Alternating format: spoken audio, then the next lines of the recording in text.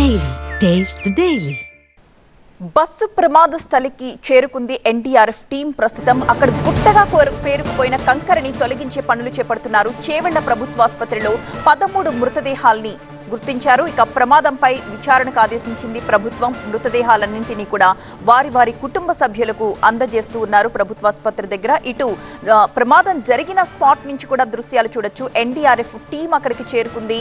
గుట్టగా పేరుకుపోయిన ఆ కంకరని అక్కడి నుంచి తొలగించే ప్రయత్నాలైతే జరుగుతున్నాయి. సహాయక కార్యక్రమాలు ముగిశాయి. ప్రస్తుతం అక్కడ క్షతగాత్రులందరికీ కూడా ఆసుపత్రిలో చికిత్స అందుతూ ఉంది. 24 మంది క్షతగాత్రులున్నారు. అలాగే చనిపోయిన వాళ్లలో 19 మంది ప్రయాణికులు ఉండగా బస్సు డ్రైవర్, టిప్పర్ డ్రైవర్ మొత్తం 21 మంది ఈ ఘటనలో చనిపోయారు. విజువల్స్ చూస్తూ ఉన్నాం. ప్రమాదం జరిగిన తీరు ఎంత దారుణంగా ఉందో ఆ విజువల్స్, ఘటన జరిగిన సమయంలో ఉన్న విజువల్స్ అవి. ఇంకా బస్సులో ఒక ఆమె అలాగే తను కూర్చున్న చైర్లోనే అక్కడ కూర్చునుంది. సగం బాడీ పైన మొత్తం కూడా కంకర పడిపోయిన ఆ దృశ్యాన్ని మనం చూడొచ్చు. పూర్తిగా ఓవర్లోడ్తో వెళుతూ ఉంది ఆ కంకర్ ట్రిప్పర్. అయితే ఆ కంకర్కి ఎటువంటి టార్పలిన్ కూడా కప్పలేదు. దాంతో యాక్సిడెంట్ జరగగానే ఆ కంకర మొత్తం కూడా బస్సులోకి పడిపోయి బస్సులో ఉన్న ప్రయాణికులు చనిపోయిన దుస్థితి. ఆ వెయిట్తో మొమెంటం చాలా ఎక్కువ వస్తుంది మీకు. నార్మల్ ఎంటీ ట్రక్ తగలకుండా చిప్స్తో లోడ్ అయిన ట్రక్ న్యాచురల్ చాలా ఎక్కువ డ్యామేజ్ అవుతుంది. ప్రెసెంట్ అది సైబరాబాద్ సిపి అవినాష్ మహంతి చెప్పినటువంటి వర్షన్. సో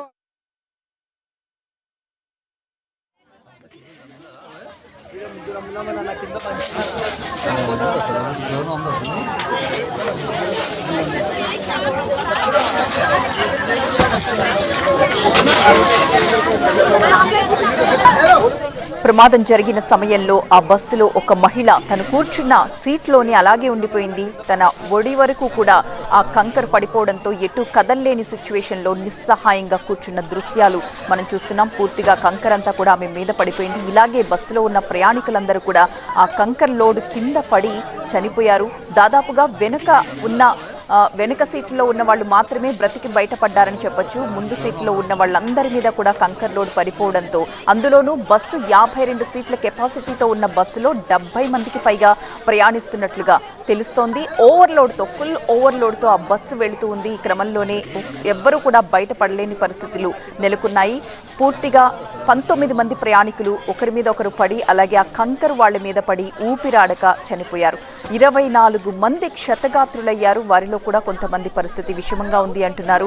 ఒకసారి మనం ఆ దృశ్యాలు బ్లర్గా అయినా కూడా మనం చూడగలుగుతున్నాం వాటిని. దాదాపు వాళ్ళ నడుము వరకు కూడా కంకర పడిపోయి అక్కడి నుంచి కదలడానికి వీలు లేకుండా నిస్సహాయ స్థితిలో కూర్చున్న ఆ మహిళ దృశ్యాన్ని మనం చూస్తున్నాం. అలాగే వెనక వైపు ఒక మేల్ పర్సన్ కూడా ఒక అతను ఉన్నాడు. అతనికి కూడా దాదాపు కాళ్ల వరకు కంకర మొత్తం నిండిపోయింది. అటు నుంచి అందులోంచి బయటకు రాలేక మెల్లమెల్లగా కంకర్ని పక్కకు తోస్తున్న దృశ్యాన్ని కూడా మనం చూడొచ్చు. అయితే మనకి వీళ్ళు కనిపిస్తున్నారు పైకి సగం వరకు కంకర్లో కూరుకుపోయి, కానీ ఆ కంకర కింద ఎంతో మంది ఉండిపోయి అందులోంచి బయటకు రాలేక బరువుకు అక్కడే చనిపోయారు. మీర్జాగూడ ప్రమాదంపై ప్రధాని మోదీ దిగ్భ్రాంతి వ్యక్తం చేశారు. మృతుల కుటుంబాలకు సానుభూతి తెలిపారు ప్రధాని. మృతుల కుటుంబాలకు 2 లక్షల రూపాయల చొప్పున ఎక్స్ గ్రేషియా ప్రకటించారు. అలాగే గాయాలైన వారికి 50,000 చొప్పున ఎక్స్ గ్రేషియా ప్రకటించారు.